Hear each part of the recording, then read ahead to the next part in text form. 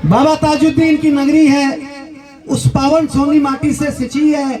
उस महामानव बाबा साहब अम्बेडकर, हमारे संत गाड़गे महाराज, राजसंत तुगड़ोजी महाराज, उस असंख्य महानायकों को याद करते हुए अपना पुरस्कार उन सभी लोगों को समर्पित करता हूं कि जो समाज में विभिन्न प्रकार का कार्य कर रहे हैं मगर गुमनाम के अंधेरे में जी रहे हैं।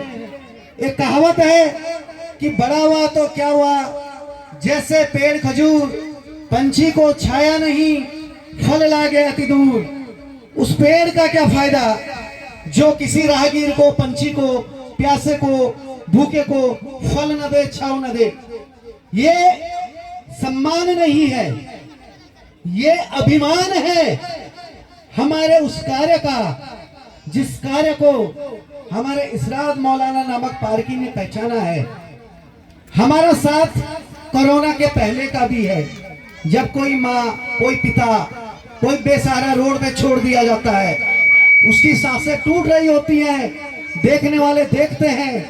करोड़ों की कार से कोई शराबी गिरता है तो उसको उठाने के लिए लाखों हाथ खड़े हो जाते हैं, मगर उन बेसहाराओं को उठाने के लिए किसी के हाथ आगे नहीं आते। तो हमारे बड़े भाई, हमारे गुरु इरशाद मौलाना जी के हाथ आगे आते हैं।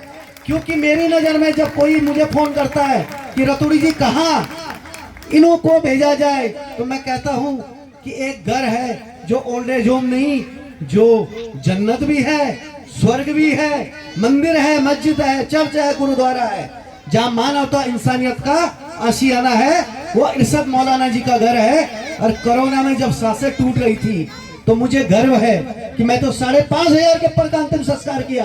अभी एक भाई ने बोला कि मैं सब बेचा, 2 बेटियों का बाप हूँ, 12 साल की बच्ची है जो देहदान कर चुकी है, फौजी का बेटा हूँ, माँ पिता फौजी थे, दादा फ्रीडम फाइटर थे, लेकिन हम अपने आप को इस माटी को निछावर करते हैं और आखिरी सांसों तक अपनी जन सेवा को पीछे हटने नहीं देंगे। क्योंकि कोरोना में जब हम 5,500 अंतिम संस्कार अपने खर्चे से किए तो हमारी भी सांसें कहीं ना कहीं डगमगाने लग गई, कदम डगमगाने लग गए। जब हमारे साथ के लोग मरने लग गए, हम उन्हें बचा नहीं पाए। जिन लोगों को हम मिट्टी दे रहे थे, अग्नि दे रहे थे, अपनों को भी हमें देनी पड़ी। तो इरशाद मौलाना साहब ने उस समय हौसला बनाया, बहुत लोगों ने।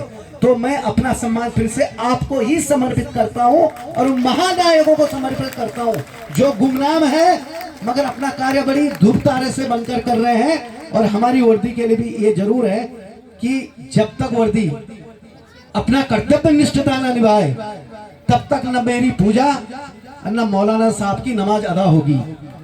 तभी हम सुरक्षित हैं। मेरे घर के दिए, आपके घर के कलमे तभी पढ़े जाते हैं, तभी मुस्कुराते हैं, तभी हमारी बेटियां सुरक्षित हैं जब वर्दीधारी बिना स्वार्थ के हमारी सेवा में लगे हुए हैं। उन्हें भी अभिनंदन, अभिवादन। और जितने लोग यहाँ हैं ये विभिन्न क्षेत्र के वो सूर्य हैं कि जिन्हें रोशनी दिखाई नहीं जाती। मैं तो एक छोटा सा टिमटिमाता हुआ दिया हूं जो सिर्फ आपके आशीर्वादों से ही आगे बढ़ेगा।